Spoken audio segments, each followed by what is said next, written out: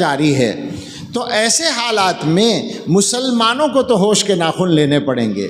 میں اپنی بات سمیٹتا ہوں اور خلاصہ کرتا ہوں، جو مجھے عرض کرنا ہے وہ یہ ہے، میں نے بات یہاں سے شروع کی تھی کہ دو مسئلے ہیں، ایک جنت میں جانا اور ایک دنیا کی زندگی کو ٹھیک کرنا۔ جنت میں جانے کے لیے شریعت کے مطابق جینا پڑے گا، اور جب شریعت کے مطابق زندگی گزاریں گے تو آپ یقین کریں دنیا کی زندگی بھی اچھی ہو جائے گی۔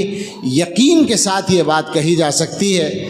اب ربیع الاول کا مہینہ آ رہا ہے، سیرت کے جلسے ہوں گے اور بہت سارے جلسے ہوں گے، اور جلسے ہو کے خوشیاں منا کے پھر وہ گزر جائے گا ہر سال کی طرح، اور مسلمانوں کے حالات ویسے کے ویسے ہی رہیں گے۔ پیغام یہ ہے کہ حضرت محمد الرسول اللہ صلی اللہ تعالیٰ علیہ وسلم کی زندگی دنیا میں سب سے اچھی زندگی گزری ہے، ان کی برابر کسی آدمی کو عزت نہیں ملی ہے۔ مسلمانوں کو اگر اپنے حالات کو ٹھیک کرنا ہے، ایک ہی راستہ ہے، ان کا راستہ اختیار کریں جو سنت کا راستہ ہے، مگر وہ راستہ ملے گا دین سیکھنے سے، وہ راستہ ملے گا علماء سے تعلق رکھنے سے، وہ راستہ ملے گا اپنے مدرسوں کو مضبوط کرنے سے۔